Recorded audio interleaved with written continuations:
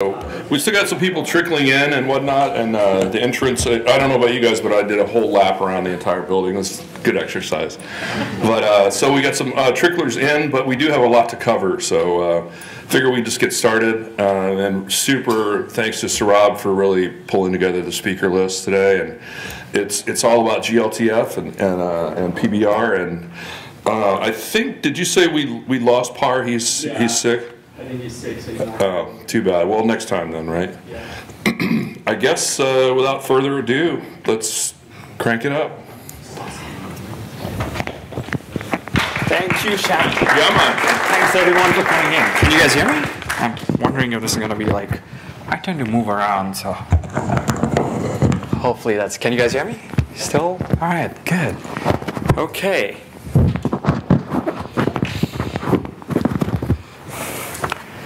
All right.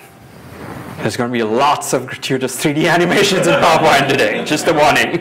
That is glTF. That is a glTF file in there. We can talk about that later. But thanks again for all the speakers who lined up to come. You kind of saw the agenda list earlier on. I'm going to do a really quick ecosystem update on where things are. Maybe I should go here. You're live. Yeah. And I really have to like stand still, I think. Gotcha. All right. So really quick ecosystem update. Shannon kind of keeps mentioning there's glTF and PBR. I was telling one of my friends down here, I'm going to talk about, come down here. I'm based out of Seattle. I just flew down here for a bunch of other things, including this meetup. And I was going to talk about glTF and PBR. And my friend was like from college. He's like, PBR? Really? You're still drinking that really crappy beer? All right, so a lot of people got that reference.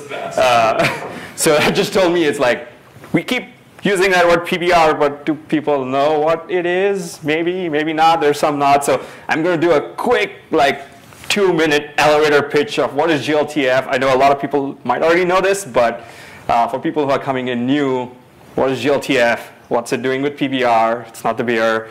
And what kind of scenarios can you enable, and what's the ecosystem around it? And then we'll go into all the talks that kind of deep dive into each particular feature. So glTF, much like you can imagine what kind of MP3 did for audio, or H.264 for video, or JPEG with images, it kind of unlocked this potential with what you could do. You couldn't build a Facebook or a YouTube without some of these core standards. And with 3D, that's the idea, that you need a core standard that everyone understands. It's really lightweight, it's platform independent, runs everywhere, and can easily be rendered on any device. Once you standardize on that, and once everyone comes together and supports it correctly, you can just unlock a whole new bunch of experiences that weren't possible before. And that is really the idea with glTF. That's why we are all here together, all these different industry companies, and trying to work on glTF to make that happen. So I'm really glad to see everyone here. That's what we are trying to do, right? So what is inside glTF files? It's really like 3 major components. It's got a JSON. Yes, it's kind of web friendly. It's got JSON in there. It contains things like node hierarchies, material definitions, cameras, a bunch of other things. We won't go into that, but a JSON that points to a binary file which contains geometry and vertices, some texture files, PNGs and JPEGs. You put it all together and you get a 3D scene, which you can then render anywhere, like in PowerPoint. So that's the glTF loose file version. There's JSON and a bunch of binary files. We also have a binary version, which is you can kind of concatenate all those loose files into a single file. And you can just share that single file around, and everything that you need about the 3D asset is all in that one file. So that's a shameless plug for Windows there. If you're on Windows and you have a glb file, you can just get previews of it. You can like copy paste things around. It's just like you're dealing with an image, right? But it's actually a 3D asset. And that's the idea with glTF, is it's as easy as dealing with an image on any platform. So digging deeper into PBR Materials, this is my 30-second elevator pitch. The idea behind PBR Materials is you are trying to approximate how light is going to reflect off a specific object surface. And a very common model that has been used in any real-time game engine is called the metal roughness model. And that's what's available in the glTF core spec. So what that basically means is this bottle is supposed to be metallic. You can kind of see this material map on the right there. So like the white parts are all metallic, and that's why it's white, and then all the black parts are not metallic. So it's just telling information about the actual material structure and giving that to the rendering engine so that it can decide how light is going to bounce off of that. The same concept, a similar concept is roughness. Sometimes it's also known as glossiness, which is the inverse of roughness. But this is dealing with microsurface kind of roughness of your material. So the bottle cozy that exists over there, it's like a rubber cozy, that is a little more rough than the rest of the surfaces, and that's why that's lighter. So that's really high level. And then you have a bunch of additional maps like color. You want to add color to it. You have normal maps and emissive maps, which are emitting light, and occlusion maps, which kind of occlude certain geometry to give it more depth. And put that all together, and you get a full material model that you can then render in any engine. So as I said, that was just meant to be here's what it kind of is. But if you really want to learn more about it, we've got two great examples. One's a WebGL example that's been out there for a while. It's on the Khronos group repo. It kind of explains what PBR rendering is all about, shows you how to load a glTF file, and kind of renders objects in a web browser. You can actually mouse over some of those equations and understand how these things fit together. We recently released through Microsoft, it's just one of our developers working on it, a direct export of that same code, just basically to show you that this is platform independent. You could run it in WebGL, you could run it in DirectX. It all kind of works the same, right? So it needs to work everywhere. I will add a caveat. This is meant to be a learner sample. This isn't meant to be this is the best way to do PBR. Nope, this is meant to be, if you don't know anything about it and you want to learn, start here and then keep refining it as you kind of want to do a real engine. There's a whole bunch of papers that these sample point to, which will give you more advanced techniques. This is just meant to be here's where you should get started with it. So that's the PBR part. And then very quickly, what is in glTF 2.0. There's a nice reference guide. We don't have any copies here, unfortunately, but you can go print it out from the Khronos website and get a PDF. It is graphics API neutral. It runs everywhere, whether it's Metal, Vulkan, OpenGL, WebGL, DirectX. It's meant to run everywhere. It has this concept of physically based rendering, allows you to do realistic materials, and has this binary version, so you can easily like concatenate everything into a single file, and end users can kind of share it like they were sharing images. And then there's lots of other improvements in there, like animations and morph targets, which I think you might end up seeing in some of the demos, which is all part of glTF 2.0. So that's a quick overview, and I'm probably over my time already with the overview. So I'll kind of keep going and start talking about glTF momentum. Right, so something I just realized as I was putting this talk together is glTF 2.0, the spec itself. It was like, here's the spec in its entirety. It's on GitHub, and it's ready to go. That was released exactly a year ago, right? Just about a year ago. We had 2 weeks off, like June 5th, I think, last year. So that's, and in that time, it's really been adopted, and we'll see in the next slide, by a lot of people. But firstly, it's like, happy birthday to glTF 2.0, right? And yeah, I just had to add more gratuitous 3D animations in there in PowerPoint. In case you can't tell, you can now add 3D to PowerPoint. So here's kind of a map of what's been going on with the glTF ecosystem and the momentum behind it. I have to like caveat things now by saying that this isn't a complete list because we can't fit it all on the slide anymore. This is just meant to be a representative list, so I apologize if you didn't make it to that slide. We'll try to kind of squeeze more people in if you really want it. But the idea here is you have a bunch of new creation tools that are popping online that are allowing you to create new glTF assets. You're going to see some with like Adobe Dimension later on. You have a whole bunch of content repositories with Sketchfab, which has about 100,000 models that are downloadable as glTFs. Google Poly, which has an API that serves out glTF. And even Microsoft's own Remix 3D, which is where I got all those cake animations from, which all serves up its content in glTF. So there's a growing list of creation tools, a repository of assets that you can use, and then that drives this momentum with apps and engines. So Unity and Unreal are adding support for it. Godot engine has been a strong supporter of glTF for a while. most all WebGL engines support glTF, and it's kind of our preferred format. And then I talked about Office. Facebook has added 3D posts so that you can literally drag and drop a glTF GLB file on a Facebook feed and view it. If you're on the Silicon Valley WebVR group, whatever the group, you should see that little object. That's just a GLB file. So it's really, the momentum around this is increasing, and more apps are using glTF. Which brings me to the next topic, which is, this is kind of the let's eat our vegetables topic. I don't know if there were any vegetables out there, I forgot.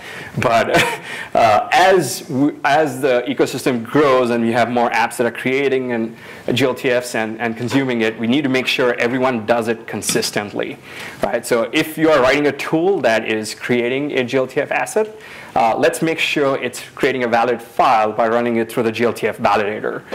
This is something done by Alexei, one of the working group members, glTF working group members. It will verify that whatever you're writing out is correct or not, and give you errors or warnings depending on what it sees in the file. The other part of it is, I think, to really help artists out. I think Robert started this, so Robert somewhere over here. He's trying to collect information on what does your exporter support. Right, different exporters have different varying support levels for the full spec, so we are trying to really collect information on what capabilities. Does it support animations? Does it support morph targets? Does it run on a Mac? Does it run on Windows? I think step one of that is just to kind of collect all that information, because there's a lot of momentum in the community behind it. But once we collect that, we want to kind of put it all together and have a consistent list of here's what you should do if you want to go build a glTF object on a Mac, which also has morph, like morph target animations, for example. So if you're writing a creation tool, please make sure to kind of comment on that issue and help us collect that data. The second part of it is, if you are writing an app or an engine and you're loading glTF files in, there's a lot of sample assets out there which will test out all parts of your glTF spec. Make sure you test them out, right? So there's the sample assets repo, and there's a asset generator repo. They're all linked from the main GitHub with Khronos.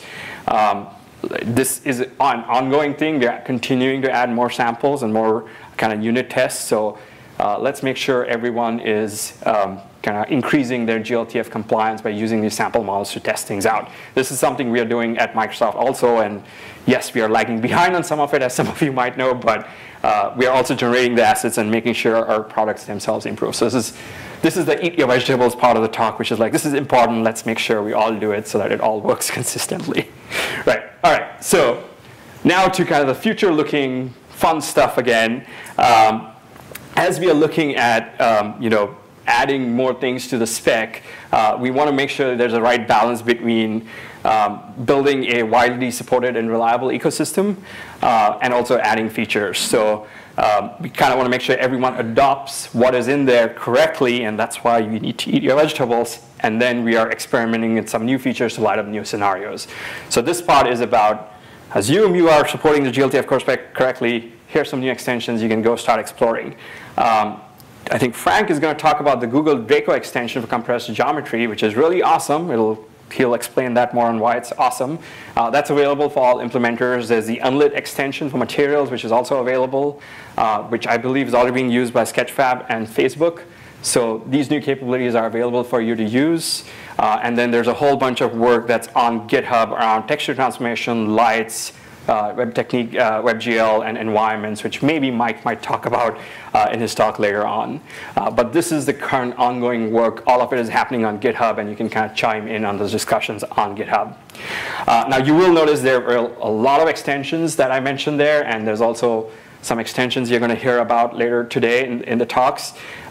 So a good question to ask yourself is, if you're thinking about creating an extension, and most people are thinking about this because they want to do a particular thing which the core spec doesn't support yet, So that's okay. You can go create an extension, but think about who's going to use the extension. Is it something that you just need for your own application, or is it something that's multiple applications could use, or something that's even broader? And depending on that, there's different types of extensions. If it's just for your own application, you could do a vendor extension. If it's for like multiple applications across multiple companies could use it, do a multi-vendor extension. And if it's something that's more broadly applicable, you could consider doing a KHR extension, which is the Khronos extension.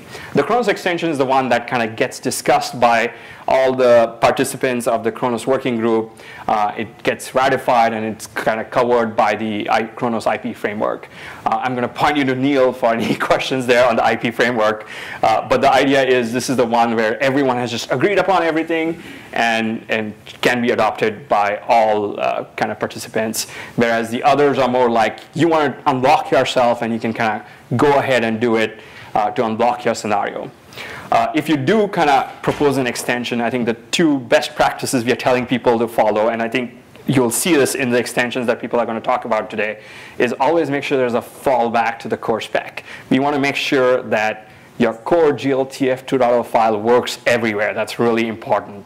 So always have a fallback. Even if you're extending it, adding a new capability, if someone does not understand that capability, how would you gracefully fall back and still support a simple model loading up and kind of displaying correctly in your viewer? So that's very important. And then if your specific use case is so extreme that you just cannot have a fallback, that's okay too. But you can, if you're in that category, which should be a very small category, then you can just say this extension is required for my application, and if any other application that doesn't understand the extension sees this file, it's not going to load in that application. So you're basically kind of cutting yourself off from that broader ecosystem, which is why you shouldn't do it. But in extreme cases, I think some of you might want to do it. There's a mechanism in place for you to do it, and we encourage you to go use that. So that was my quick overview of what's going on with glTF, probably longer than I wanted it to be. Maybe a good time to stop for any questions or comments about general spec. Can you give an example of an extension that someone's proposing or considering? So I think we're going to see a lot of those today. Oh, okay. Gary and Matthew are going to talk about a lot extension, and they'll explain that. I believe Robert's going to talk about materials, and I think Mike is going to talk about some more. So we're going to see some of those. I wanted to just give a little bit of framing of you're going to hear these extensions. Think of them as we're trying to explore new ideas here. And they'll kind of go through this process of ratification, testing, and eventually they'll be available for the broader ecosystem. So, any other questions? All right. Oh, sorry. Yeah, go ahead. Quick one. So Facebook just allowed us to put these 3 models on their platform. Yep. Do you see a day where Facebook will also allow for augmented experiences with the 3D files? I'm wondering if anyone from Facebook made it here. I know Parker made it. I know they have shown some stuff yeah, I've seen some stuff at F8 where they've extended the 3D post capability to do something like that. So, yeah. They have an extension proposal around interactivity, so that gives you an idea where their head is. Yeah, and actually, we've actually implemented that extension. I think you'll see a video of that. So that's a good example of interactivity where they want to like interact with a 3D object, like you look at something and it starts animating. We've done a multi-vendor extension with them so that we're doing the same thing in Windows Mixed Reality, as well as I think they're going to do it in 3D posts. So that's an idea of how we can kind of collectively come together to make that work. And do you see a day where these kind of 3D files will be used on the web for augmented experiences? Aren't they already? I mean, that's a question. I thought I saw some 3 examples, 3 just. Oh, okay. Don't put him on the spot. Someone from Facebook, anyway. What's up? Was a question? Yeah. I think there was a question if you could. Just augmented experiences on your platform. What's the question? Are you guys going to allow for augmented reality experiences? Yeah, we already announced that we're working on that. Sure. I mean, it's pretty close. I mean, I'm not sure exactly what.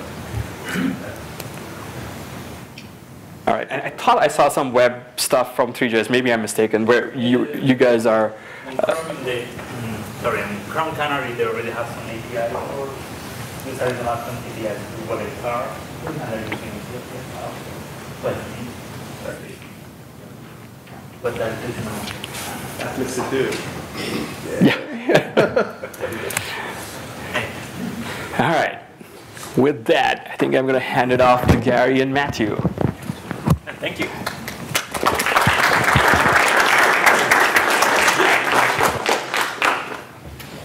All right, so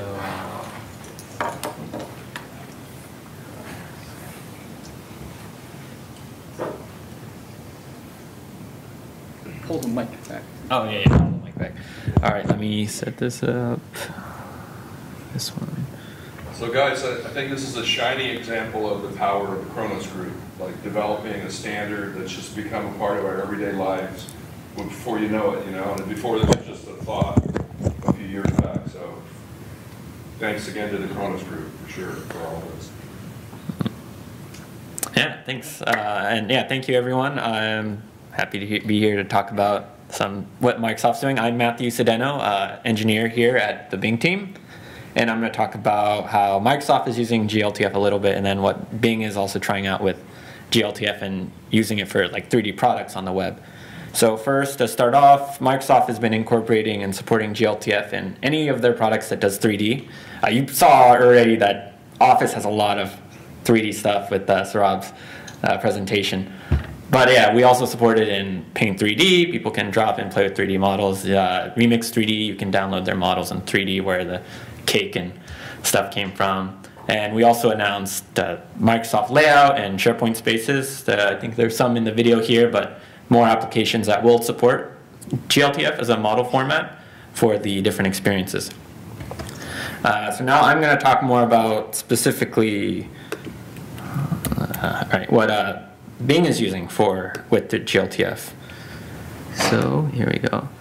All right, so the basic scenario is we think that 3D models will help people shopping on the internet for different products. So this is Wayfair.com. It's an online furniture retailer.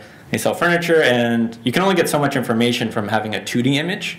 So we really think there's a good opportunity for Bing to help other people to bring, or retailers that bring 3D experiences to customers.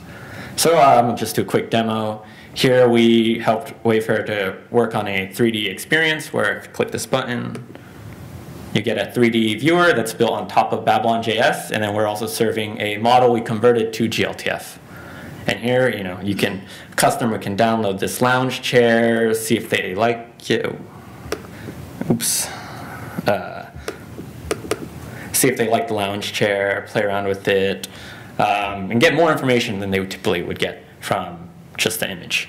So doing this experience, our goal is to kind of bring this kind of experience and others like it to retailers. And we found some different aspects where glTF was a solution.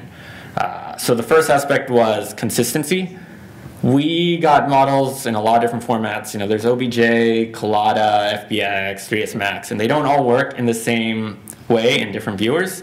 Sometimes we'll get something that looks great in 3ds Max, but it doesn't work in Windows Mixed Reality, or it doesn't work in Blender, or vice versa. So that's one big problem. You want the same product to look consistent between the different platforms. Otherwise, you don't know what you're buying. So, and another part of that was with that accuracy, you want it to look like the product you're selling. You don't want it to not be transparent when it should be glass, and etc. So we found that glTF was a good answer for this problem. When we received models in the glTF format, they kind of just worked right out of the box. The products that were supposed to be wood. Oop. How do I zoom out? Reduce the zoom. What's the keyboard command for that? Control 0? Control 0. Yeah. So yeah, products that are supposed to be wood look like wood. Models that are supposed to be leathery actually had the textures correct. And yeah, so the GLB models worked right out of the bat. And when we converted other models to glTF, they also helped us find consistency with improving those models further and making sure that they look the same, whether we put the model here on the web, in Unity, or in Windows Mixed Reality. And the second aspect we were looking at was the load time. Average customer going to the internet and trying to buy furniture probably doesn't know what a polygon or mesh vertices are. They just want to see the actual see this bar stool and play with it. So so for us, the time to first render was very important. We don't expect someone to have to wait for hundreds or megabytes of textures to download and just stare at the loading screen. So that was a key part we wanted to focus on, making sure we can keep the models loading quickly, but also not forsaking quality. If the model doesn't really look good, then we didn't really get any value out of showing them this model. So next I'm going to hand it over to Gary to talk about how glTF was able to help us with that kind of scenario as well.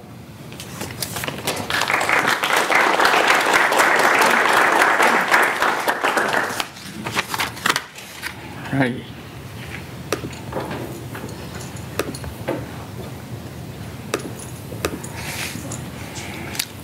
Hi, my name is Gary. I work with Microsoft, obviously, and I'm also part of the 3D formats working group. So as Matthew mentioned, I'm going to talk a little bit about how we solve the problem of first time to render. So here you're looking at what we call the playground for Babylon.js. And on the playground, similar to other playgrounds that you see on the web, where you can basically play around with the code and you can see the results instantly. So let me run this real quick. So what's happening here is I've added a little bit of debug information to the loader, and you'll see that it took a little bit of time for it to load all the textures for this flight helmet. This flight helmet model is something we submitted to the samples repo. It's actually the biggest one that's in there right now. It's over 50 megs, and it took quite a bit of time to load. So let me show you some performance characteristics of this.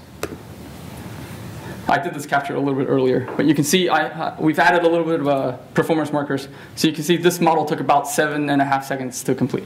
Okay, sorry, 7 seconds.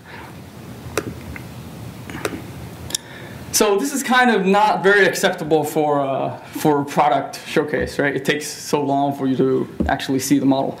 So we wanted to know what we could do to make this first time to render threshold a little bit faster. So what we ended up deciding to do was progressively load from a lower detailed model, and then progressively load higher and higher models, and then have them pop in. Okay. So a lot of you probably already know this as level of detail, right? So we need a solution fairly quickly. This wasn't part of the glTF spec yet, so what we ended up doing was we wanted to create an extension for it, but we didn't have time to go through the whole thing. So we created a vendor extension, as Saurabh alluded to, so we can quickly prototype and try this out.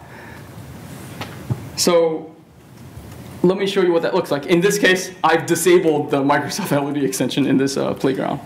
And the second case, the second tab here, I've re-enabled it by commenting it out. So let's see how that works. So you see, very quickly, it should show the model, okay? And then it'll continue loading the second LED as it goes. So in this case, I've put this model through a process we call the Simpligon service, where it basically creates these LEDs for me. So let me show you, again, the performance tab. So I did this capture a little bit earlier. So ready state is what I'm calling the state where you can actually start rendering. So you see it took only 1.4 seconds. I think the actual run that I did didn't quite do this, but it's supposed to do this. And then the second LED that it loaded took a little bit extra time. So this way, what you can do is you can see the first time to render, you can see something, you can start interacting with it. It doesn't have the full fidelity of the model that you want, but in the background it's actually loading and downloading the higher fidelity. And once that's done, it'll replace the model that you have.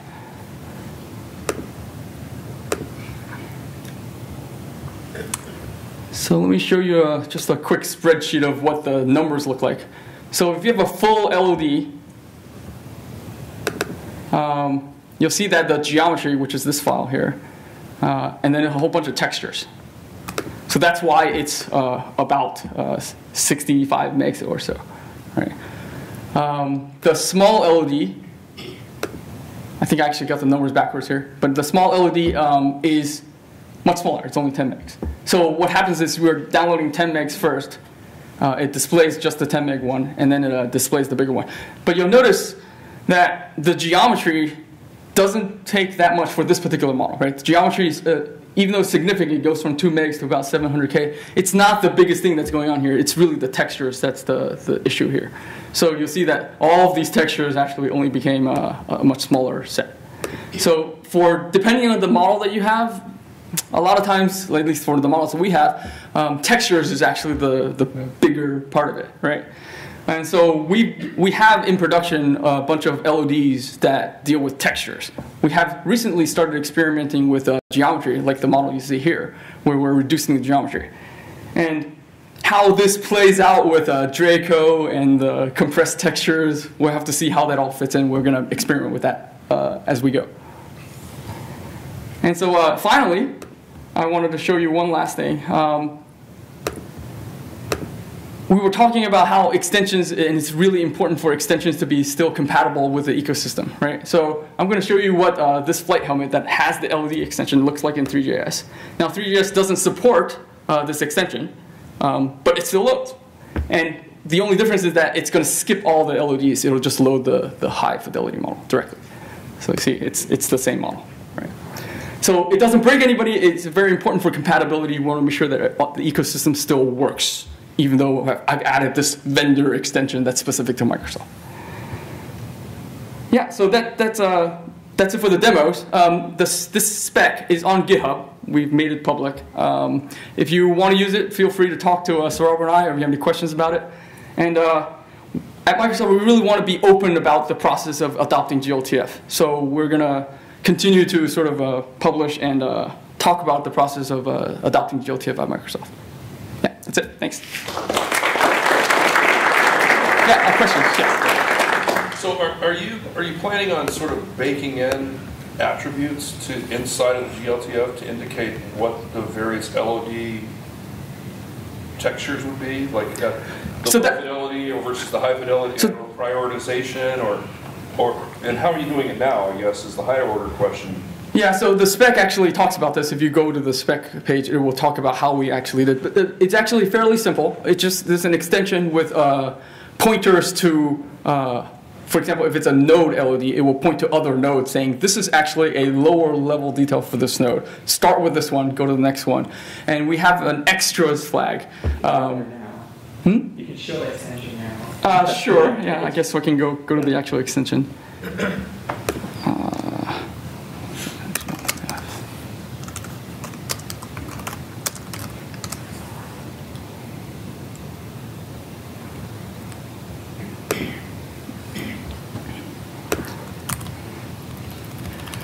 So this is kind of what it looks like.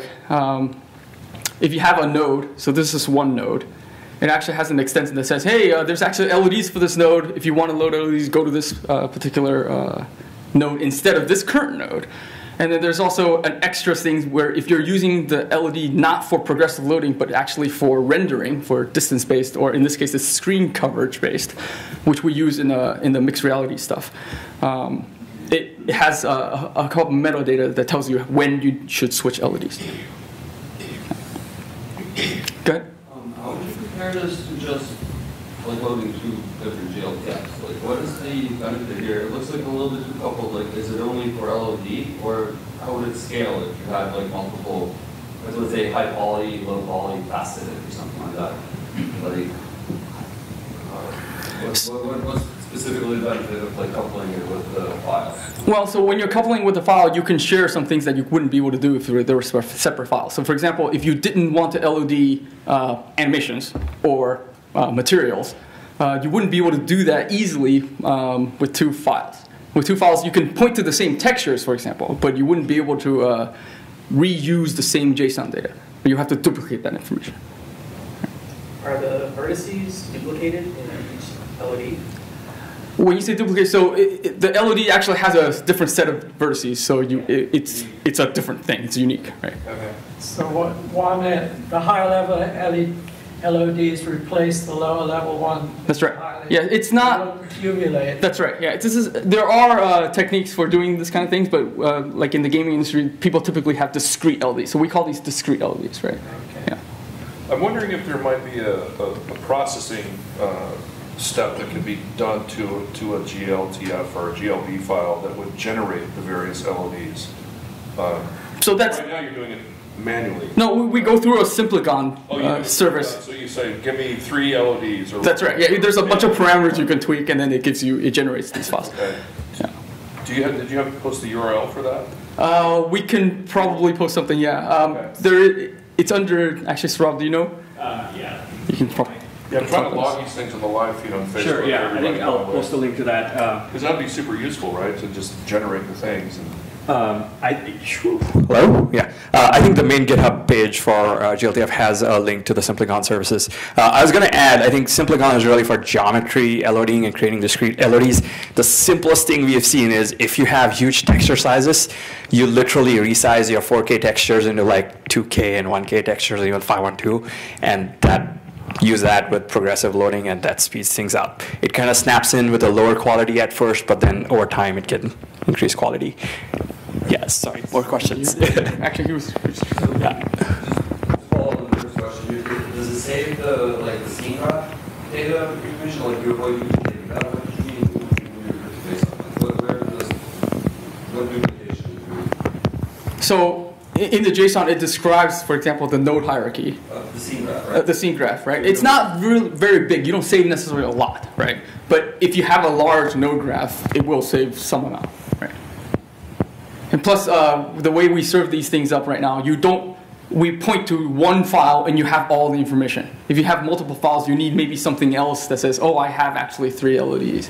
Right? You need a separate thing, a layer on top of that to say, hey, there's 3 files here. Right?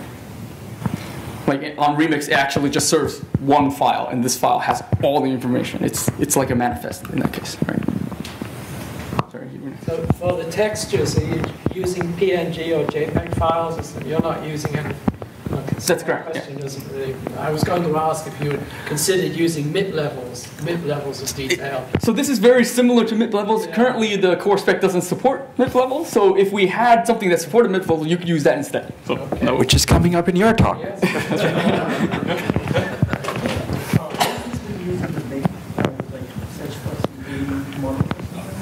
So on Bing, so as Matthew alluded to a little bit, yeah, go ahead. So we're as like a bigger organization trying to see if we can help other retailers achieve more of Microsoft's mission to help customers achieve more, and also that there's some value if with advertising as well, building a catalog of 3D products, having that.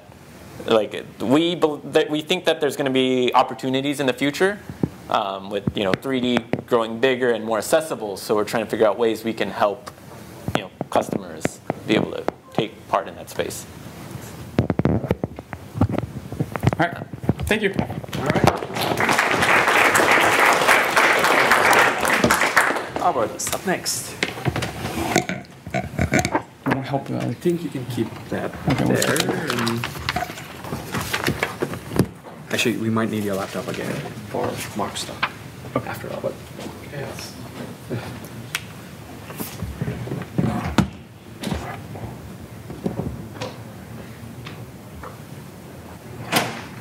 Oh wait, now we're gonna do mirror. Cool.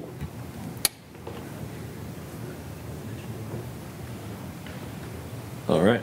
Hey everyone, I'm Robert Long. I work on the Mozilla Hubs team, and I'm going to talk to you a little bit about how we are publishing virtual worlds with glTF in Mozilla Hubs.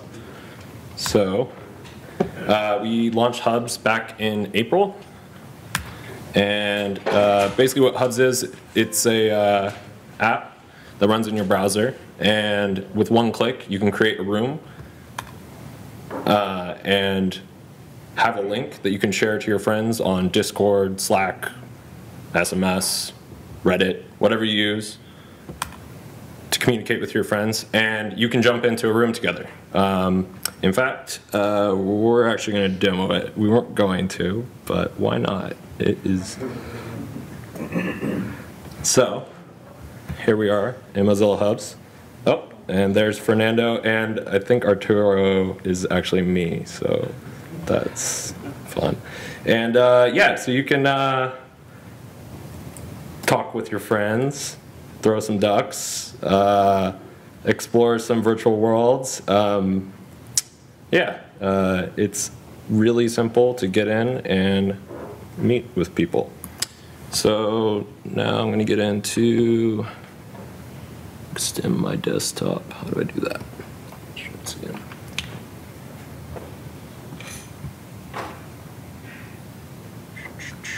There we go. And oops. And that. Perfect. Cool. So yeah, it works in VR. It works on your laptop. Fernando and Arturo were in on their phones. So how are we using glTF in hubs? Well, pretty much everything you saw in there was glTF, including the moving parts. We're basically serializing our entire scene into glTF. So we've published 4 environments. We've done 10 variants of avatars. They're all robots right now. And the duck. So Hubs is built on top of A-Frame, and scenes in A-Frame are built in HTML. So when we looked at glTF, we wanted to add user-generated content to Hubs, particularly environments and avatars, because our 4 environments are pretty limiting. We want this to be like the web, where you can create all sorts of different environments to hang out in. And the problem with this HTML format is we wanted to limit what components you could use. Example, you don't want people to be able to attach a camera to a duck and then have them throw that, and like your VR perspective is attached to the duck. It's just going to make you sick. And then we also don't want people loading in untrusted JavaScript. It's definitely a big security vulnerability. So user-defined scenes weren't, HTML scenes weren't really going to work out, and glTF seemed like a great fit. We were already using it for all of our assets. The only problem was we didn't have a way to serialize component data into glTF. And we use components for things like playing animation, so the fan in that environment, spawn points, so where you spawn into the environment, collisions, because you don't want your ducks to fly through walls, and you want to be able to spawn ducks, so we want to be able to place those around the world. So we did something where we took the A-frame scene graph, which is composed of entities and components, and we mapped it onto glTF. So A-frame entities map pretty naturally with glTF nodes, and components, well, we decided to serialize component data onto the A-frame node extras. And I might get some flack for this, especially after Saurabh's talk. We might have to talk about using vendor extensions for all this stuff. But in the glTF spec, it actually says the extras property should be used for application-specific data, and A-frame component, or any engine entity component data seems to be that. So, yeah. Notice we also vendor prefixed our component data so that we don't clash with other vendors. So, so in order to do this, we looked at the existing glTF model component in A-frame, which uses the 3 glTF loader. And we noticed that it adds the glTF scene as a child of that A entity that it's on. But there's a problem with it. The loaded 3JS scene comes in and it's not exposed as A-frame entities. So we're not able to add components from the glTF data and make them actually function like A-frame components. So in this example, when I load in the atrium environment that we were in, it just comes in as the model and I can't attach components to it. So we created our own glTF model, and it's called glTF Model Plus. It's a great name. And so when the glTF model has finished downloading, we actually inflate the object 3Ds that come in from 3JS, and we create A-frame entities for them. And then we take the node extras data and we turn them into A-frame components. So the fan in the atrium environment becomes an entity with a shadow component and a loop animation component. So it casts a shadow on the ground and spins around. So like I said before, we don't want you to define just any component. We want to be able to register like specific mappings and specific components that you can use within your files. So in this case, we have Moz shadow, which maps onto shadow. There's a more complicated, if you want to do more complicated mappings, there's ways to do that too. There's like a function that you can do to map all sorts of different things from glTF into A-frame. So like I said, glTF Model Plus builds on top of glTF loader. And in the glTF loader, actually the node extras data comes out on a property of every Three.js's object 3D, which is really great for us because we can access that and then basically call set attribute, which is how you set component data in A-frame. And we just take the component name and the user data and call set attribute. So the shadow component is just set attribute shadow user data mod shadow, and it's pretty simple. So that's how we create scenes in hubs. It's just A-frame serialized data into glTF. But hubs runs on a wide variety of devices. So we want it to run on low-end platforms like phones. And on those devices, we generally limit the lighting technique that you can use. We basically use unlit materials so that we can hit the 60 frames per second target. And on desktops, well, we have all this GPU resources, and we'll make people angry if we don't use it. So we use a PBR on desktop. So yeah, we're using the KHR Materials Unlit extension on mobile. With this extension, we can generally hit our frame budget on mobile VR with up to 12 avatars, moving around, talking, and throwing ducks across the room. Things don't look quite as good, but honestly, like, it's probably more important to have to spend our frame time on features rather than graphics. But we still wanted to ship one glTF asset. So in order to do that and have unlit on mobile and PBR on desktop, we really needed an extension that could explicitly define rendering techniques. So similar to LODs, we have the Moz Alt Materials extension that allows you to specify alternate rendering techniques to use when loading a glTF. So this extension lets the application decide the appropriate material to download and use at runtime.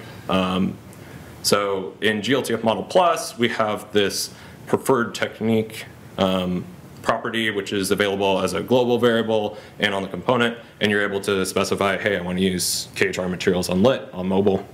In A-frame right now, we're using the isMobile utility function to determine whether or not we should render unlit or PBR.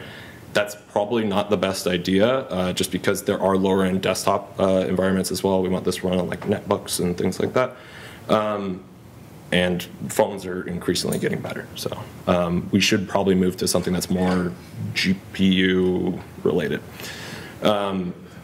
So another caveat with this is when you're using this extension, you probably want to use the glTF version of glTF, the JSON version, or the loose version. I like that term. Rather than the binary GL-based, because we want you to download less content. You should be just downloading the unlit map. So this is super dark. I unfortunately can't really see this, but yeah, on the left side we have the physically based rendered version of it. You can kind of see a little bit of specularity on it. I don't know. And then the other one is using the unlit material. So we had all these things that we wanted to do with our glTF files, and it would have been a real pain to do all this manually, so we built a tool to automate it, and that's a glTF bundle, which is a command line utility built out of modular parts. So the first one that we use is FBX to glTF, which was created by Parwenzel, who unfortunately couldn't be here. So we use Maya, and we actually just point our tool at the FBX source file, and it converts it to FBX for us, which is really nice. Then we have the glTF component data tool, which adds the component data, which is stored in a separate JSON file. So when you edit the glTF file, it doesn't clobber all of your component data.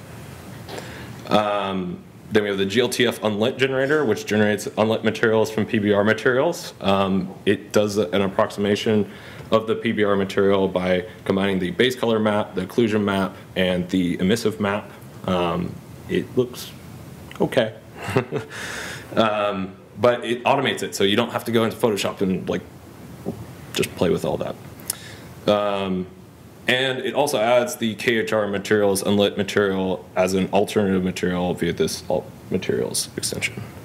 Finally, we have the glTF content hash tool, which gives assets a content hash file name that allows you to cache files that haven't changed. So in this case, the glTF file has changed, and I have these two content hash bin and PNG files. Well, only the glTF file will change, and I only need to fetch that one file, which will save tons of bandwidth. So next steps. So the glTF bundle pipeline is pretty good, but it was really only like a partial success so far. We still have to edit component data in a JSON format, which our artists aren't super fond of, and maintaining configuration files for the glTF bundle tool isn't a whole lot of fun either. So we're building an editor, and we're building on top of what we learned from the glTF bundle tools. So super early, like a couple weeks early, but here's what we have so far. So it's built on top of the 3JS editor, and it's also built on top of React. Over here we can see we have the node hierarchy panel. We have an asset explorer where we can drag and drop glTF files into the viewport. And we have a properties panel where we're going to build out a series of component data editors inside there. And our goals for this tool is to be a one-stop shop for composing and publishing glTF assets for the web. We want to make importing and exporting content as easy as dragging and dropping or pasting a URL. We want people to be able to edit component data visually rather than this JSON file. We want people working in Maya or Blender or Substance Painter to be able to quickly and easily iterate and test out their content and preview it in glTF or in hubs. And we want it to be extensible.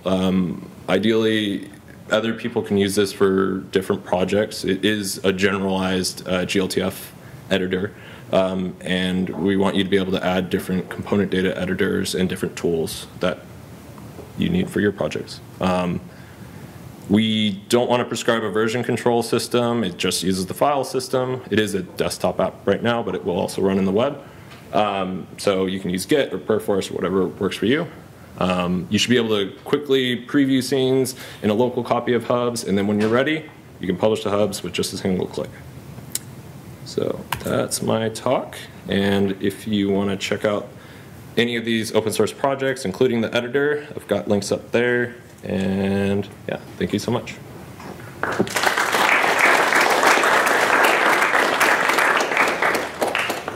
And I think I have a little bit of time for questions. I don't know.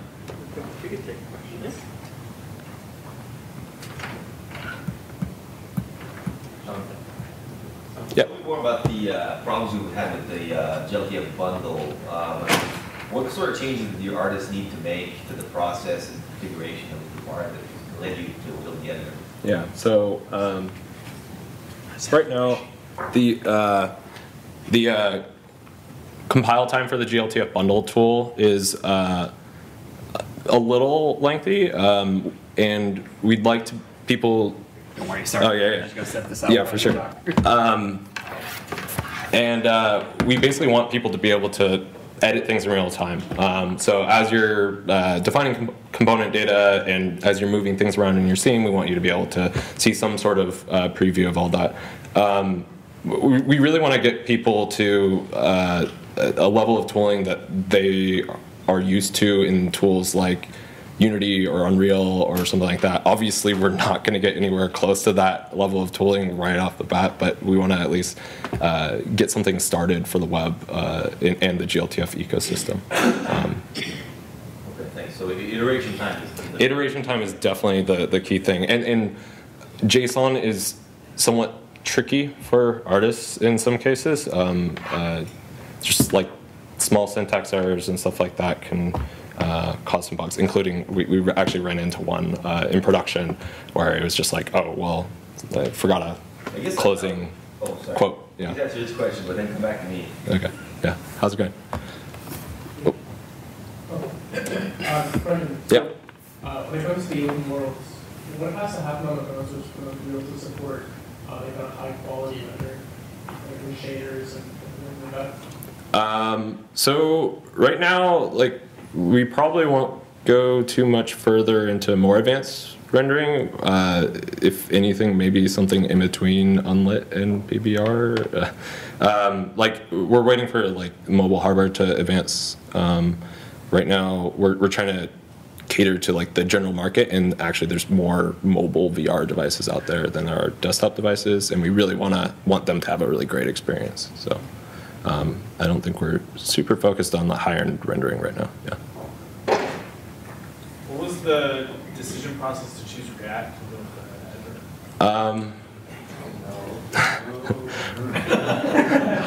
I know React. You're being simple, Zach. I like it. Yeah. Can you explain a little bit more of the benefits of like shooting or defining a specific extension versus the, maybe I misunderstood it, but like the extract? It's you use the user data in 3JS.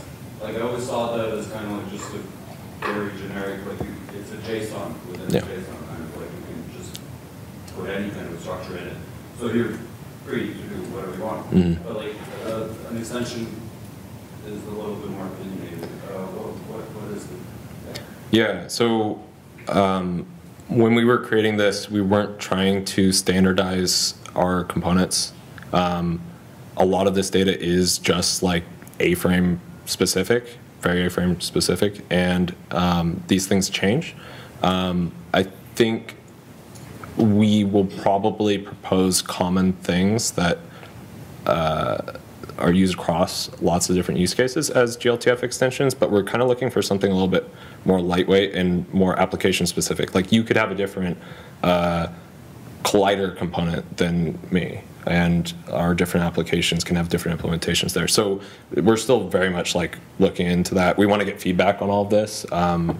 So yeah, if you have any feedback on that, you should visit our GitHub repo and let us know.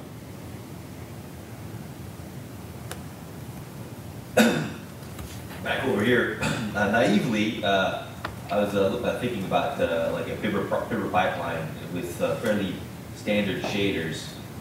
You could get an editing process that's closer to getting the model the way you want it to look like in your editing tool of choice, pressing a button and then having it look exactly the same, and not really having to go back and forth many times. But there's obviously something that's obviously a difficult to attain goal. Can you add comments to that? Yeah, so actually, that's the end goal, is to try and get iteration process to like live reload, like on like save. The iteration process live reload, but more of a you don't actually need to iterate on getting your asset to look the way you want it to. It's like you edit it in your editor of choice. And you press your button. It may take 5 minutes. It doesn't matter because it ends up correct, and you don't have to touch it. Yeah. So we'd actually really like to do this. Unfortunately, we're using glTF as the authoring format right now, which is really bad. So we're literally limited to just the features that glTF has right now, and we do kind of need to standardize on something that can be loaded into editors and like Yeah, we need an authoring format before we can get there, and then yes, you should be able to tweak it in all the different places and have it saved into the file. This is where I think I was screwing off. I saw the FBX to glTF, and I assumed you were like authoring your tool your thing in Maya. We're authoring the models, but yeah. then we're augmenting those models with component data. Component data. Yeah. Component data. Okay, that makes sense now. Yeah, and yeah, Maya itself or Blender or any of these other packages, like you could define those component data editors in there, but we're trying to be like tooling agnostic and yeah. I get it. Thanks. Mm-hmm. Cool. Great. Thank you.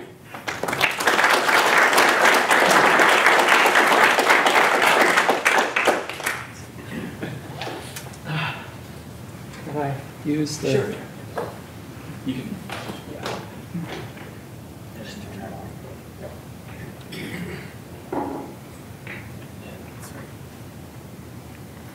Thank you. Can you all hear me? Good evening. Thanks for coming.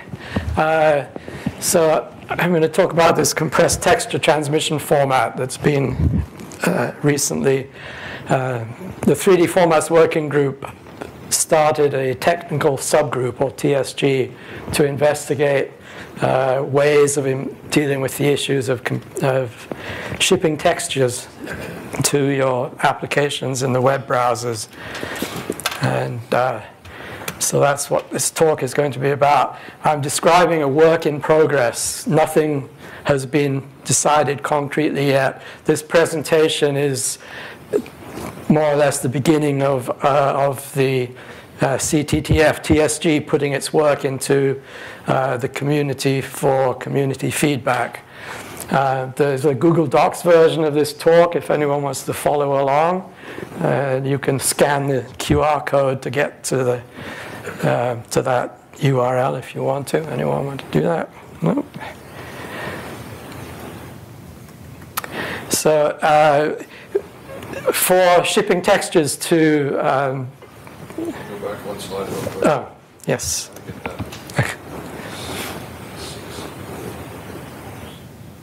You can scan the QR code, and if you have a like Firefox, and get right there. Okay. Yeah, that's what I'm trying to do. Okay. So in order to ship textures across the network, you need a couple of things. Textures often contain multiple images. Tonight was the first time I learned that glTF doesn't actually support bitmap textures, but usually you have bitmaps, which is multiple images, and then you've got array textures and QMap textures and 3D textures, so you can end up with a lot of images in a texture. So you need some sort of container to make it easy to deal with this set of images. And of course you need a format for the image bits. I'm going to talk about the image bit formats first. There are a lot of issues. I'm sure most of you are familiar with them. Uncompressed formats tend to be much too large for transmission. Even the GPU block compressed formats are much too large for transmission. This is because they're designed for random access to the texels. And there are much better ways to compress images if you're just trying to make it small. And then the compression to these GPU formats tends to be very slow, and it's not usually available on the client APIs like OpenGL, Vulkan, or DirectX, any of those, which rules out something like taking an image, compressing it to JPEG, sending it, and then at the other end expanding it back to the image and then compressing it to the GPU format. And then you have to deal with this nightmare of many GPU and platform-specific formats. So the group's been looking at this and pulling together a few bits of technology to try and help this. So for the issue of making the GPU block compressed formats more amenable to transmission. We've got a couple of solutions under discussion. Both of these come from Crunch, which Crunch was a package developed a few years ago by Rich Geldreich to add extra compression to DX textures, or BC textures we tend to call them these days. And he's put it in the public domain, and recently it's been extended to support the ETC, Ericsson Texture Compression formats as well. Rich has he's gone on to found a company called Binomial, who has a product basis which is doing some similar things, but possibly with more quality than Crunch can manage. But anyway, Crunch has two modes of operation. One is called RDO mode, rate distortion optimization. In this, Crunch quantizes the raw BC1 to 5 or ETC bits using clusterization and vector quantization to lower the entropy, allowing an LZ codec to better exploit the redundancy. So you apply this Crunch RDO mode, and then you use LZ or your favorite LZ style compressor on it, send it, and at the other end you inflate it and send it off to the GPU. The other mode is super compression, or Crunch CRN mode. In CRN mode, Crunch quantizes the endpoints and selector data of the compressed format rather than the raw bits. Again, it uses clusterization and vector quantization. And the image bit stream consists of endpoint, selector, codebooks, and palettes. These are Huffman compressed. And also Huffman compressed per block indices referring into these codebooks.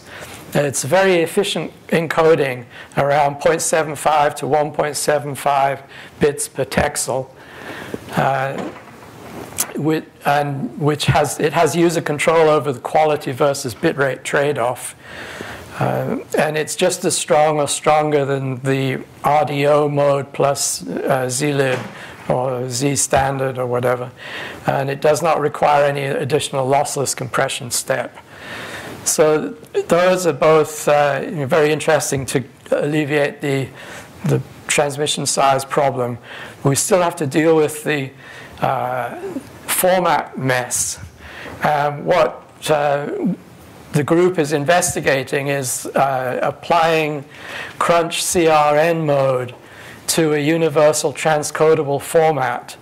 Current experiments are using as a Rosetta Stone for a basic universal format a subset of ETC1 called ETC1S or ETC1SA. It uses no flips and disables the individual mode, i.e. each 4x4 block has a single 555 color, a 3-bit table index, and 16 selectors. This is easily transcodable to all other GPU formats. This baseline format's quality is BC1, ETC1. Not awesome, but good enough for the web. Implementation with this baseline provides a starting point for improvements and for testing of other technology. What we'd like to do is to get a complete working system in place, and then we can start looking at further improvements to this. What exactly will be used in the glTF extension for the transcodable format? It's not been decided, but this ETC1S is looking like a good bet. The final transcoder is a small blob of C++ code executed on the device's CPU. This step could also be done in WebAssembly or ASM.js or in native code. This code unpacks the codebooks into a temp buffer, then unpacks emit levels compressed block data, which refer to the endpoint selector codebooks, and passes them to the specific GPU transcoder the caller has selected. The data can be transcoded to any other format very quickly using simple table lookups. It allows random access to individual MIP levels once the code books are unpacked. The transcoders, some of the transcoders could also be implemented in shaders. And importantly, excluding PVRTC, there is no RGBA pixel level processing in this, just simple per block endpoint selector processing. And as WebAssembly doesn't support vector intrinsics yet, the transcoders have been optimized to use simple scalar ops. Transcoding to PVRTC needs 2 passes. The PVRTC transcode step selector pass is the slowest part. So this is very exciting to think that we can at least put in place a complete system that lets you take a single format in your content you're going to deliver and then transmit it to any device and then transcode that into the format that that particular GPU or platform needs. It's been such a nightmare dealing with all these before. This will be a really good starting point, even if the quality may not be the best that's achievable with some of the other formats like ASTC. It's a great starting point. So now, after we've got the image bits settled, we need a format for the container. So the group's been looking at KTX, which is a Khronos specification for a file format for containing textures. It can contain any kind of texture that you can load into OpenGL or Vulkan. But it has a few, as this slide shows, you've got a header, some metadata, and an array of MIP levels. And then within each MIP level, you've got an array of array layers. And within each array layer, you've got potentially a face or an array of faces, cube-map faces, or an array of Z-slices for a 3D texture. So KTX2, the group is looking at KTX2 because there are a few issues with KTX, the basic KTX structure. Sorry, the PowerPoint export didn't quite work right here. Put those fields. Anyway, we still have the header, but we're going to add a data format descriptor. The data, I'll come into that into more detail, but that describes the format of the image pixels exactly. We'll have the same metadata that's in KTX, and then we're going to have a global compression scheme, which could be Crunch or LZ, or we're also looking at Z standard or TANS, all under discussion. These, in the current version of the specification, all MIP levels have the same compression, and they're all compressed together as a group. But the topic for discussion is, should it be possible to have different compression schemes for each level? And also, should we compress each level separately? Crunch CRN mode compresses the levels independently. So I think for simplicity, we'll likely do the same for all of these compression schemes, which has another advantage when it comes to streaming, which I'll get to in a minute. So we've added a couple of things to the KTX2 header. One is a VK format field to give the Vulkan image format. At the moment, loading Vulkan textures requires either the using application to know which format, Vulkan format matches the texture it's loading, or else the loader has to have a gigantic switch statement to figure it out. And we're also adding a level order field. This allows you to say whether you want to have the MIP levels in order from base level to the maximum level, or from the smallest maximum level to the biggest, the base level. This enables streaming, enables you to send the smallest level of detail first, and then as you receive the others, you can add them into the texture object and switch the API to draw from the higher levels.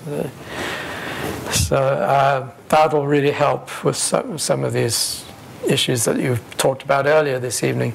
We're going to add one thing to the metadata, which is a KTX swizzle to indicate the desired component mapping for a texture. Not particularly relevant to glTF, but for other uses of KTX, it's very relevant. And this data format descriptor that I mentioned, it provides an exact description of the texel format and of the color space of the texels. So for non-OpenGL and non-Vulkan applications, they no longer need to understand the OpenGL or Vulkan enums. They'll have a description of the image data, so they'll be able to use it.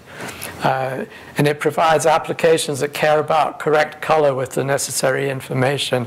There was a question I was going to ask about the product demonstration earlier. How do you manage getting the colors correct?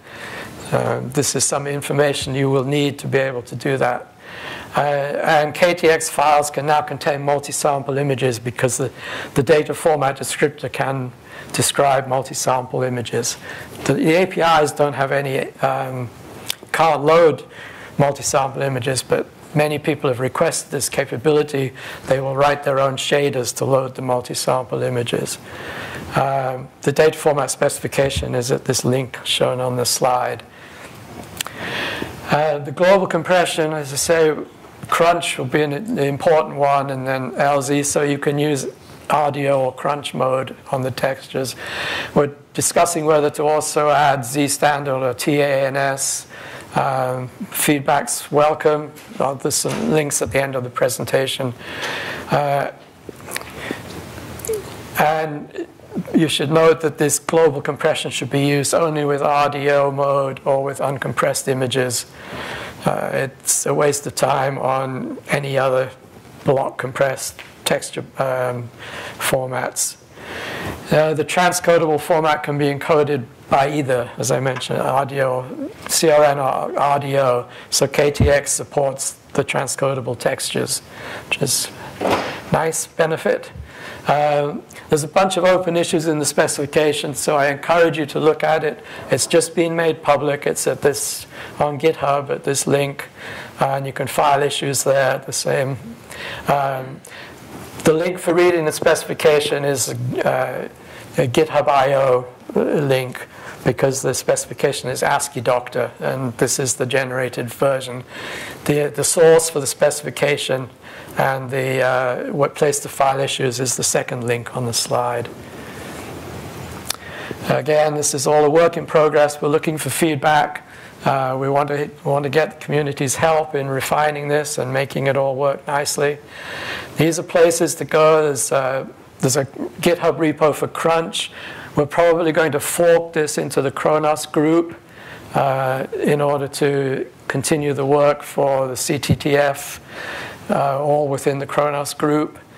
The improvements to Crunch to support ETC were done by Alexander Suvorov of Unity, and there's a link here describing his work, his blogs describing the work.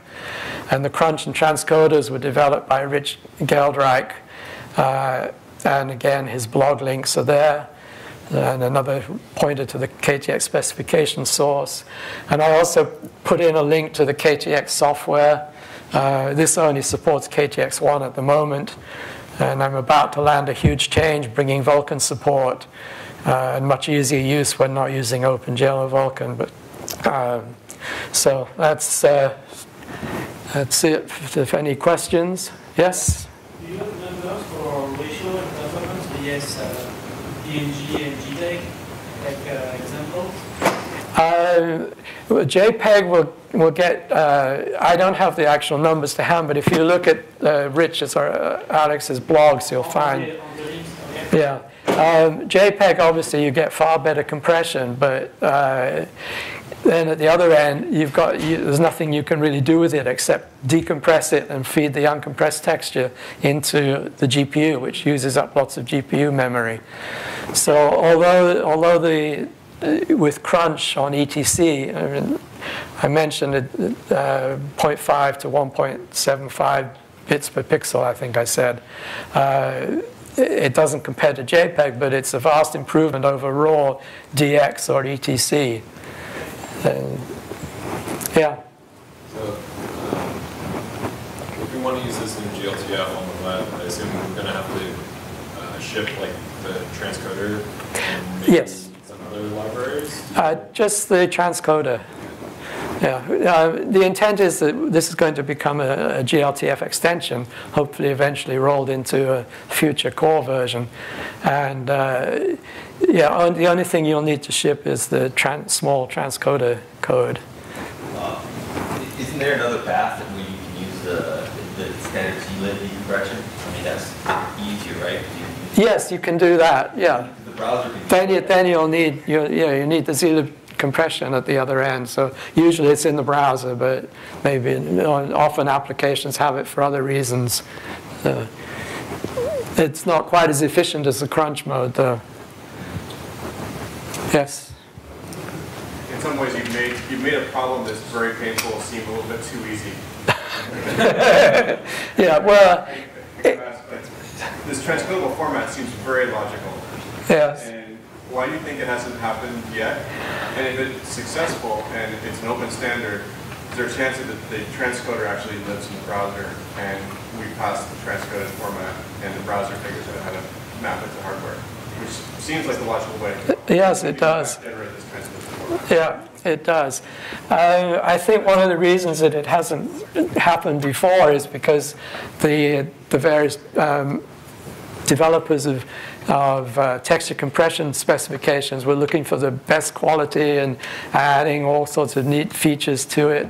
And nobody really thought about, until we had this collection of textures and we realized that the manufacturers weren't adopting other manufacturers' formats to a large extent, that we ended up with this mess. That was only then did anyone start looking at it. And the format, the transcodable format, I mean, it's kind of a subset. Some of the other formats like ATSTC and PVRTC have things you can do with them that you can't. Alpha, for example? Alpha, you can do alpha with this by having 2 images in ETC1S. Yes, but do they get merged in? Yeah, that can get merged in.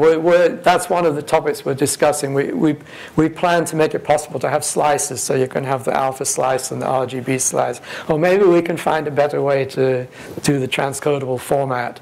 And I think different compression, bit rates per channel. That's something.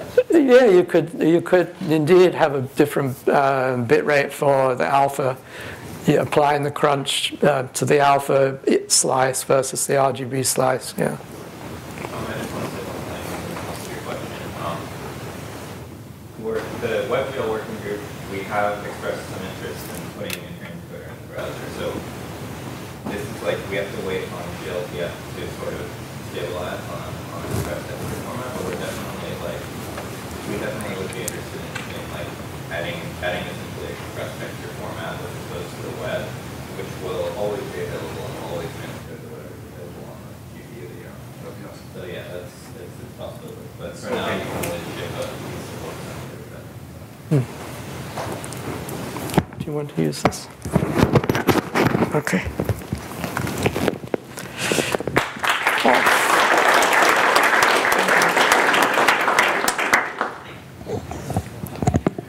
Hi, my name is Frank Galligan, and I work on the Draco team. So we released an open source, royalty-free library to compress mesh endpoint clouds. It was about January of 2017. And so we have C++ code, we released JavaScript and WebAssembly. I apologize, I don't have my speaker notes, so I have to go full screen here. We were ratified by Khronos, became an official extension to glTF 2.0 in February of 2018, I believe. And since then, I mean, the ecosystem support has really grown. So we have a lot of tools that can create Draco encoded glTF files, and then a lot of renderers that can actually load and decode them and render them. We typically see about 20x compression ratio on the mesh data from the raw. Again, it all depends on your models and your compression settings, and that's basically it. But you know, it's pretty good. I think I did a talk at GDC. I know one of the samples, the sci-fi helmet, the damaged sci-fi helmet, the mesh was about 25x compression. So, you know, virtually lossless when decompressed.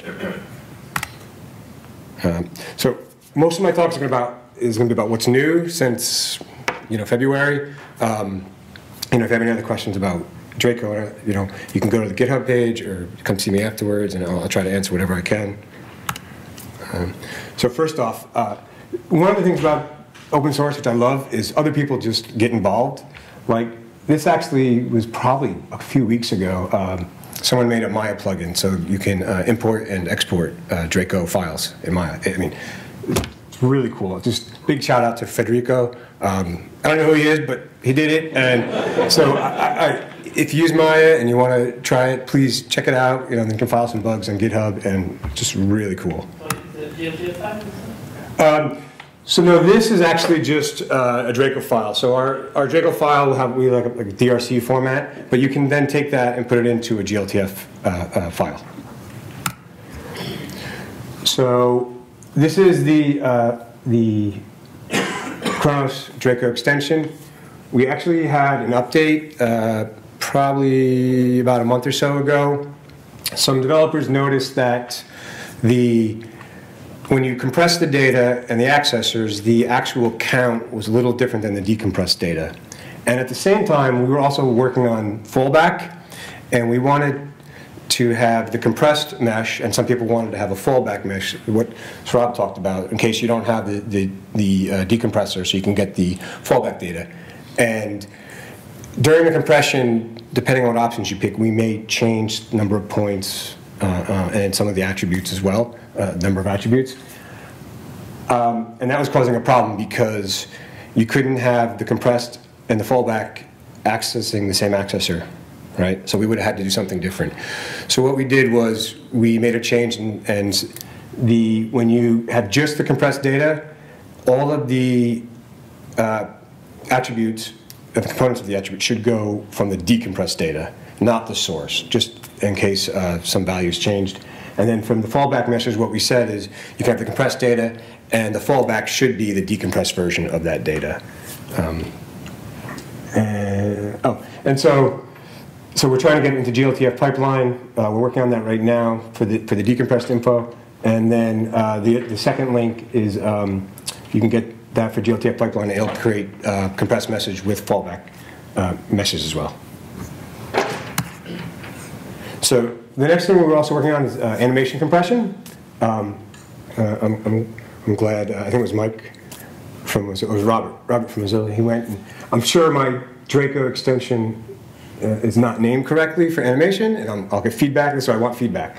So the first link is a spec of how we're proposing to compress the animation data, because currently we only do the mesh data, and then some people came to us, hey, that's great, but our animations are 20 times bigger than the mesh data. What can we do? So, okay, so this is the specification. Below that is the branch to actually create meshes. Go ahead. Is it more targets on there? So no. So it's just the animation data, not the morph targets yet. Yes. So if you want to try it out, the second bullet point is the branch to glTF pipeline to create glTF files. You can compress both the mesh data and the animation data. And then the third line is modifications to 3JS to the loader, and then the Draco decompressor, the Draco loader, and the glTF loader to actually render these files. And that's, I put a picture there. Okay, so, and I picked some of the files from the glTF2 samples just to kind of showcase that have more animation data. So the blue is, this is just the bin, right? So I compressed them, and in the bin just has the mesh data, the animation data, the skinning data, stuff like that. I removed all the textures because the numbers would be much smaller on a lot of them.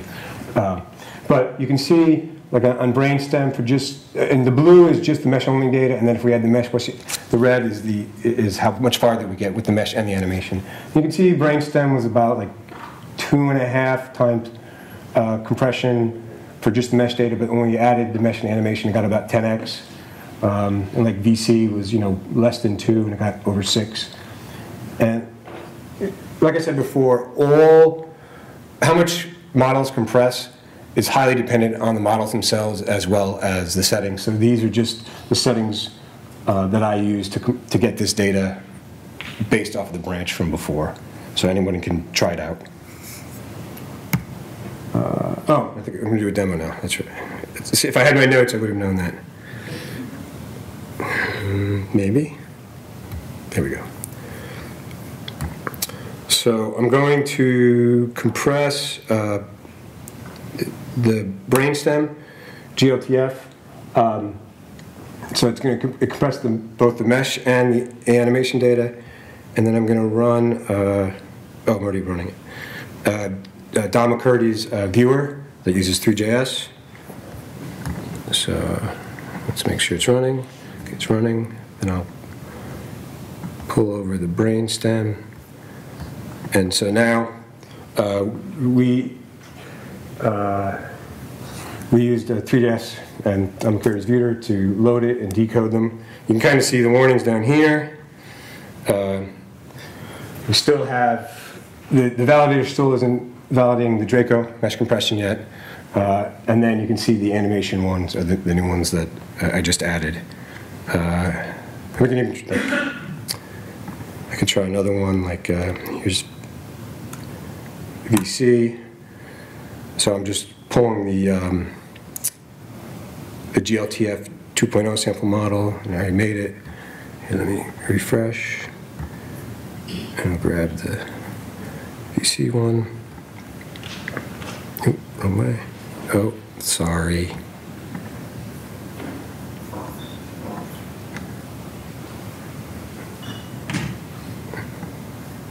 So you can see the little cars or planes. I'm not exactly sure what they are, but that this is based off the other slide. So got about 6x more than what it was.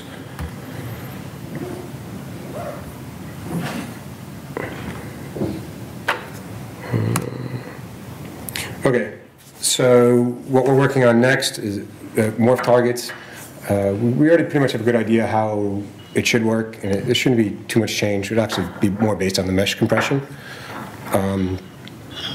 We have point cloud compression in the Draco library itself now, and a lot of people are using it. And we're just kind of gauge interest on adding it to glTF.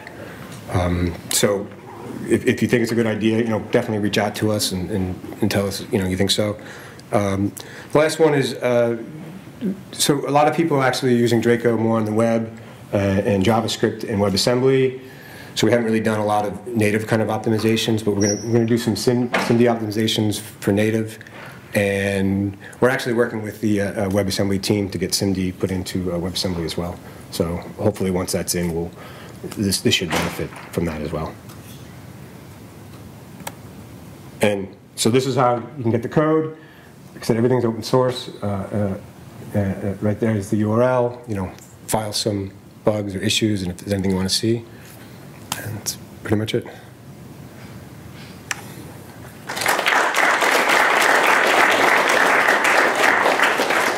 So, any questions? Go ahead. I think we contacted you guys about doing this, but do you have any plans to add curve support? To what? To add curves. We've been talking about it. It hasn't. We don't have any plans yet. Okay. But yeah. So how the hell do you compress point cloud without like level of detail or distance? So there's different ways, and we have different options to do it, but it's a lot of kind of clustering and clustering of the points as well as the data, and also like traversal. So we order them in a way that will make it beneficial to compression. So and then once that happens, it's prediction, right? Everything in compression is prediction. If I can predict 100% of where everything is, it can compress it to 0 or 1 bit. So right, we just try to cluster and have traversal in a way that we can predict where the points will be, and then we encode the difference. And as long as we get it to 0, the entropy encoders will make it much, much smaller. So, but it's prediction. Yeah. So you can go on the site and you can find out more information about it. Good? Yes, certainly hinted. Sorry. Right. So another question. If there's not.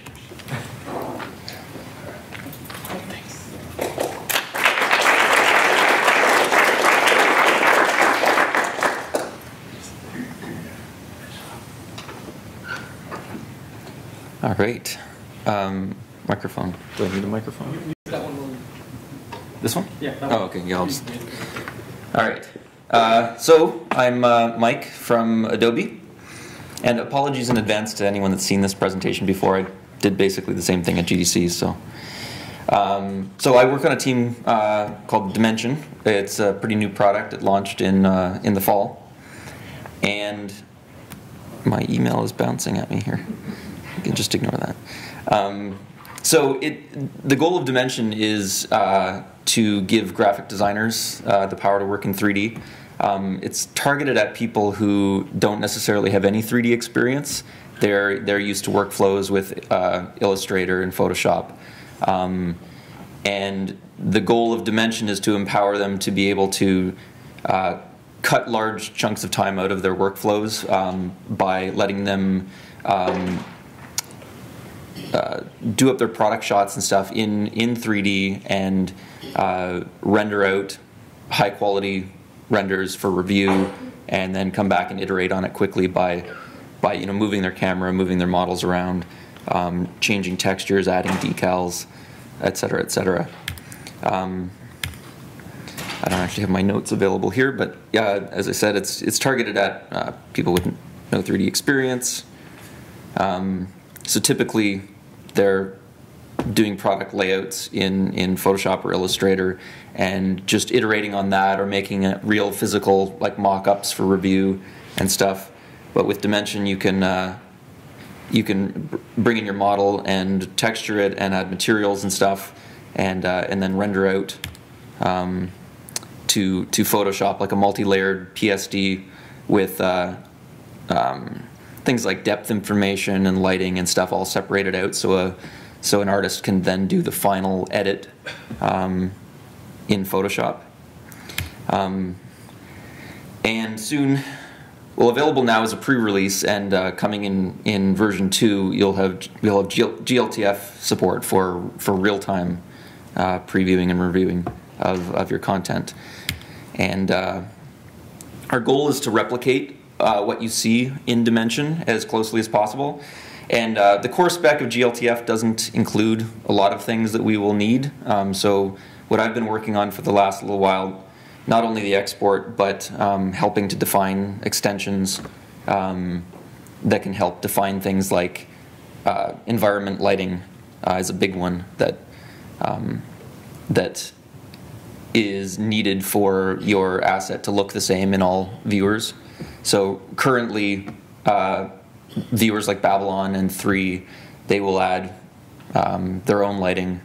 So if you drag the same glTF asset, even though they have the same material PBR setup, the lighting in the two viewers is radically different, so they look different.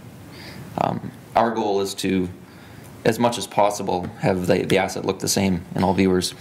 So different things we've been looking at.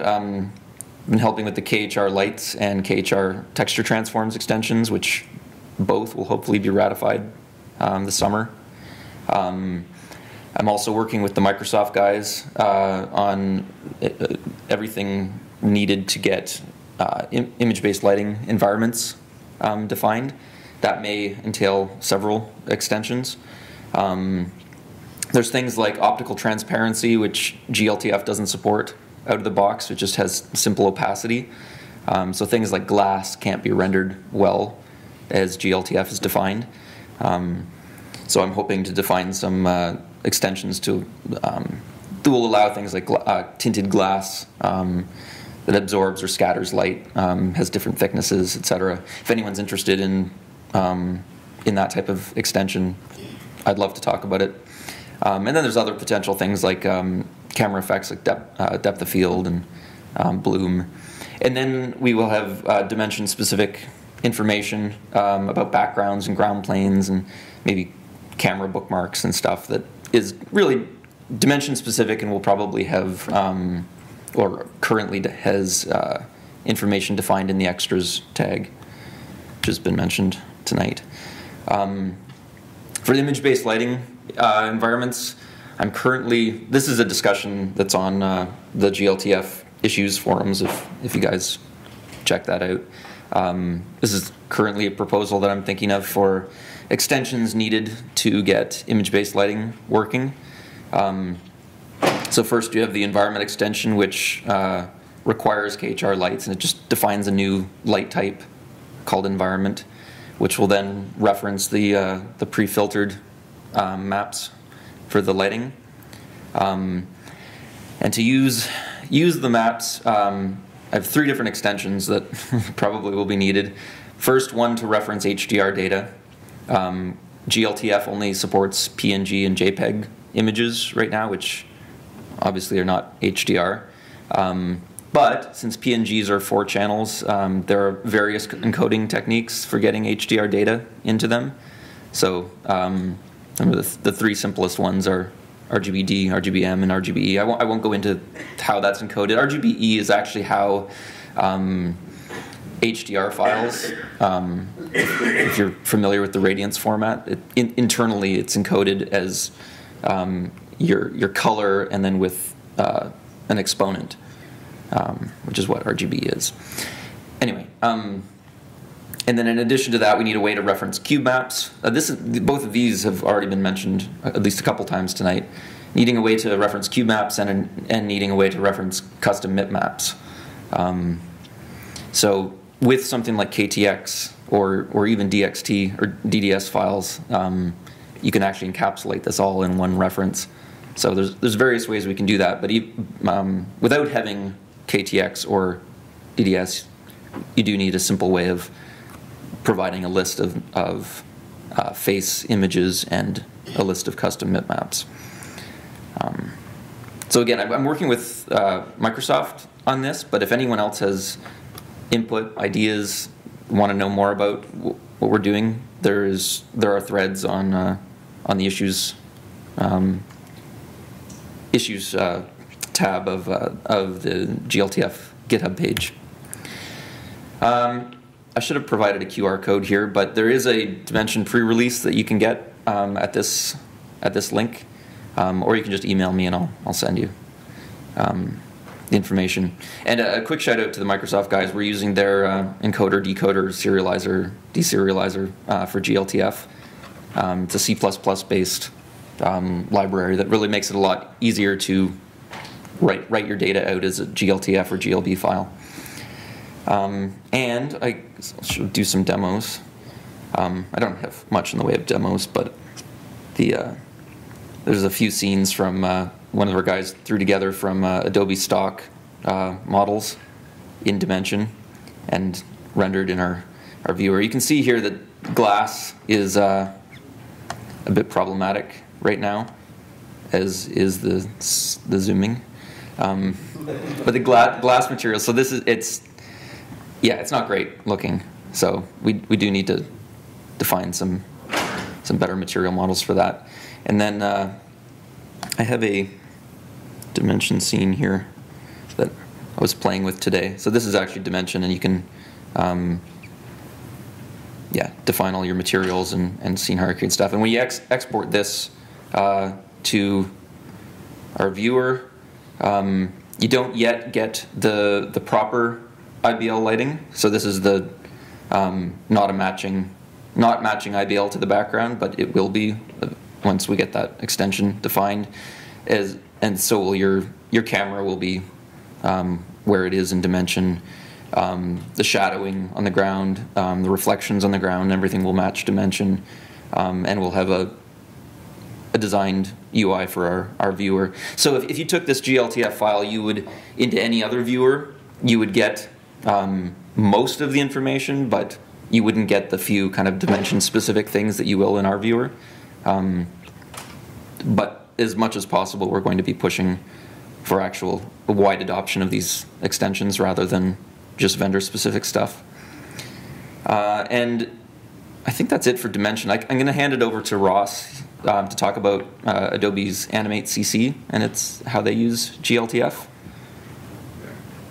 So this will be super quick, but I wanted to give you a sneak peek at what, because obviously at Adobe we have lots of design tools, everything from Photoshop and Illustrator, InDesign, After Effects. There's tons of areas within the business where they could use more 3D. And so here's an example, or a couple of examples from the Animate CC team, which is formerly known as Flash. So that editor's still out there. People are still creating tons of stuff. And now you will soon be able to create glTF content and publish it out. They couldn't be here today. Just like us, they have a number of very specific things that they're working through. So these are all glTF compliant models. But to get some of the effects they're looking for, they're going to be looking for extensions as well. So we'll work through the Khronos group with some of that. But yeah, just they really wanted me to show some of these things so you know that it's coming. They're certainly very keen on getting access to these glTF files into Microsoft tools like Office, onto Facebook, and into all the other places where glTF can live. So just across the board, we're very bullish on glTF. So yeah, that's my short spiel. Excellent. Thanks. Questions?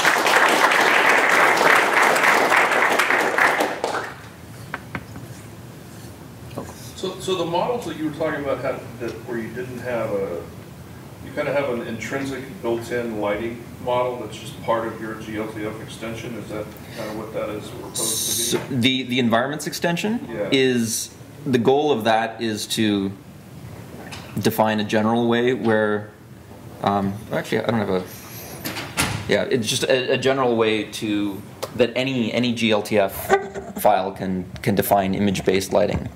So image-based lighting, it's basically a cube map with a whole bunch of pre-filtered versions that are successive levels of blurriness, basically, and you use that data to render what looks like a fully lit object with a global illumination.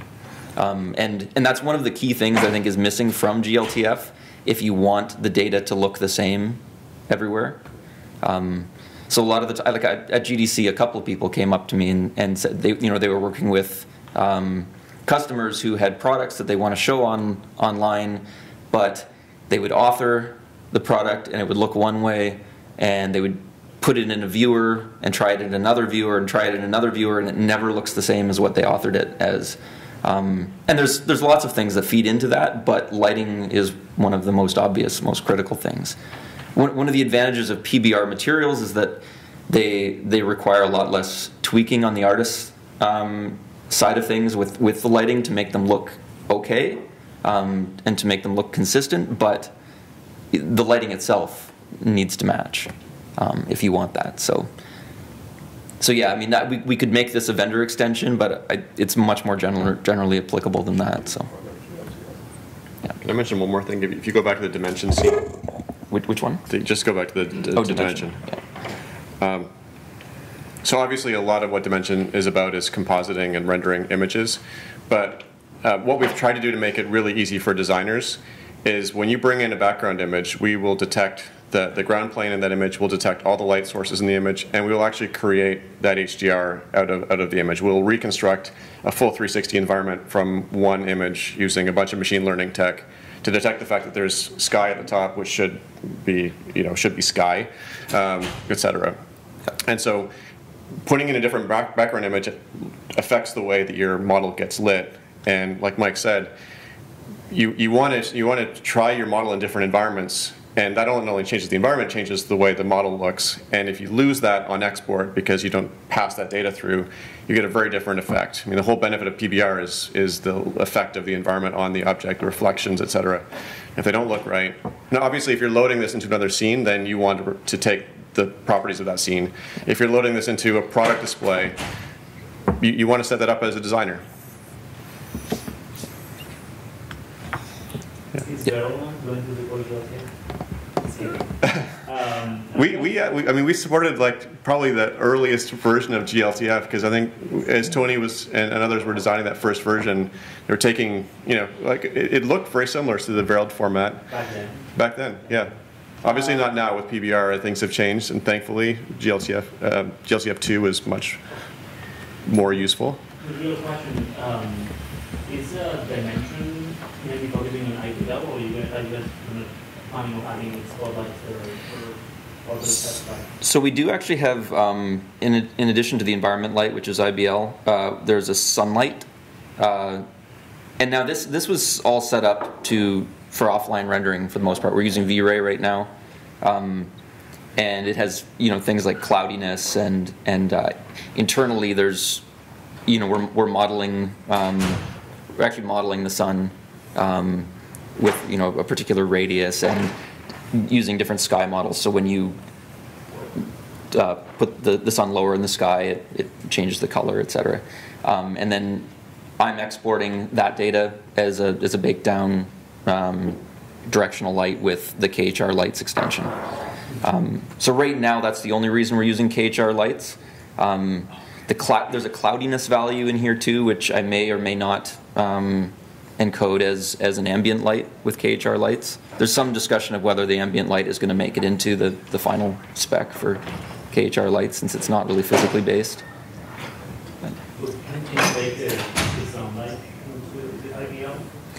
Yes, that's another possibility. It means that it's not something that the viewer could modify, but that's probably not a big issue. So yeah, we're actually looking at changing our daylight or a sunlight model a bit. So yeah, it may end up that I end up baking it into the maps. I'm actually generating all the pre-filtered maps and exporting them right now. We just haven't actually. I need to work with the Microsoft guys to define the extension better before we actually implement it in Babylon and in the actual manifest that we output. So I guess Adobe company announced that they're supporting Pixar's easy format. I was wondering when that question would come up. So my question to you is, you know, how do you see the conflict between the two? And I guess if you're going to support it's easy, or are you just trying to play ball with Apple? I mean, for us, there's no conflict because we're supporting both, right? So we've announced we're supporting USD. We'd already announced we're supporting glTF. Yeah, they're different purposes, and yeah, I mean, from our perspective, our goal is for a designer to be able to create and leverage 3D in their workflows. I mean, that's really the mission. It's a lot of, you know, we've got millions of Photoshop and Illustrator and After Effects and InDesign users at Adobe who are scared of 3D because they've tried it and the tools have been too hard and it hasn't worked. And that's what we're trying to get past. And so I actually think glTF, USD, and supporting these formats across a bunch of different places, this is all good. It's going to be painful when you have to choose which one and you're not sure which one to pick. And I think that's the thing that has to get solved in the industry. But from our perspective, we're going to support both. You'll be able to start in Dimension and publish a USD to Apple, publish a glTF to Facebook. Yeah, or transcode between the two if you want. You can import a glTF, export a USD, import a USD, export a glTF. It's just hopefully all going to work.